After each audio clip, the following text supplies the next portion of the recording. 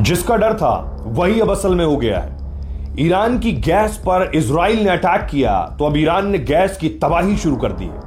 Iran ने UAE, Saudi अरब, Qatar सबके gas ठिकानों पर मिसाइल, ड्रोन दाग दिए हैं। लेकिन टेंशन की बात यह है कि ईरान ने कतर की उस गैस फैसिलिटी पर अटैक कर दिया जहां से भारत सबसे ज्यादा गैस लेता है। ईरान ने दुनिया के सबसे बड़े गैस हब पर हमला किया और कतर की सबसे बड़ी गैस फैसिलिटी है, यहीं से भारत 40% से ज्यादा गैस लेता है। लेकिन अगर हालात और बिगड़ते गए तो सप्लाई चेन पूरी तरह से हिल सकती है। अगर सप्लाई कम हुई तो इसका सीधा असर होगा। क्या गैस महंगी होगी? क्या सिलेंडर के दाम बढ़ेंगे? बिजली महंगी हो सकती है। भारत भले ही यूएई, अमेरिका, ओमान, नाइजीरिया जैसे देशों से गैस लेता है, लेकिन सबसे ज्यादा भरोसा कतर पर ही है। हालांकि सरकार साफ कह रही है कि कोई कमी नहीं है। सरकार ने हालात को देखते हुए बैकअप प्लान तैयार कर लिया है, लेकिन कमर्शियल एलपीजी का भंडार राज्यों को दिया गया है और उन्हें कह दिया गया है कि जरूरत के हिसाब से इसका इस्तेमाल करें। अब तक 15 राज्यों और केंद्र शासित प्रदेशों ने इसके लिए बाकायदा गाइडलाइंस जारी कर दी हैं। खाना पकाने और जरूरत को पूरा करने के लिए 48,000 किलोलीटर अतिरिक्त मिट्टी का तेल राज्यों को दिया गया है ताकि आम लोगों को ज्यादा परेशानी ना हो। पेट्रोल और डीजल के मामले में फिलहाल राहत है। भारत इससे काफी हद तक आत्मनिर्भर है और कहीं भी कमी की खबर नहीं है। घरेलू एलपीजी उत्पादन को भी करीब 40% तक बढ़ा दिया गया है ताकि हालात को कंट्रोल में रखा जा सके। साथ ही पाइपलाइन गैस यानी पीएनजी को तेजी से बढ़ाया जा रहा है।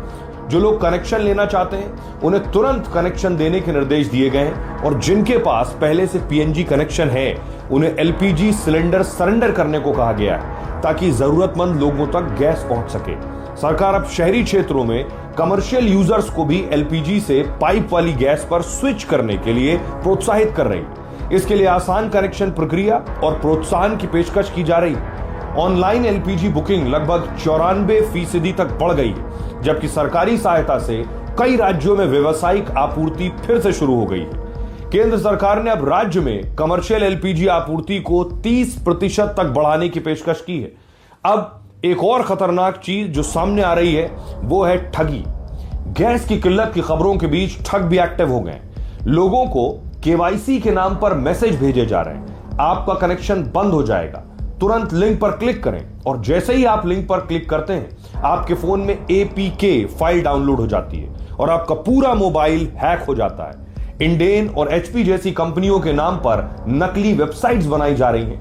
व्हाट्सएप और एसएमएस के जरिए लिंक भेजे जा रहे हैं और लोग बिना सोचे समझे क्लिक कर रहे हैं। दिल्ली पुलिस भी इसको लेकर अलर्ट जारी कर चुकी है। तो याद रखिए, किसी भी अनजान लिंक पर क्लिक मत कीजिए। कोई भी केवाईसी या अपडेट सिर्फ ऑफिशियल ऐप या वेबसाइट से ही कीजिए और सावधानी से सिलेंडर और एलपीजी का इस्तेमाल कीजिए, क्योंकि असली जंग गैस की होने जा रही है।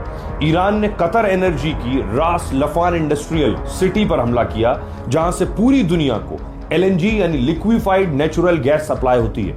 वहां ईरानी ड्रोन और मिसाइलों ने हमला बोल दिया और फिर कई एक के बाद एक मिसाइलें गिरी और देखते ही देखते पूरे प्लांट में आग की लपटें उठने लगी। हालात इतने बिगड़ गए हैं कि कतर एनर्जी को फौरन अपना एलएनजी प्रोडक्शन बंद करना पड़ गया है। अब आप समझिए, ये सिर्फ एक हमला नहीं है, ये पूरी दुनिया की एनर्जी सप्लाई यानी ऊर्जा सप्लाई पर सीधा वार है। लेकिन अब खेल बदल चुका है। अब निशाना तेल और गैस है, यानी दुनिया की असली ताकत। और यही वो डर था जो महीनों से दुनिया को सता रहा था कि अगर ऊर्जा ढांचे को टारगेट किया गया तो पूरी दुनिया हिल जाएगी। और अब वही डर हकीकत बन चुका है।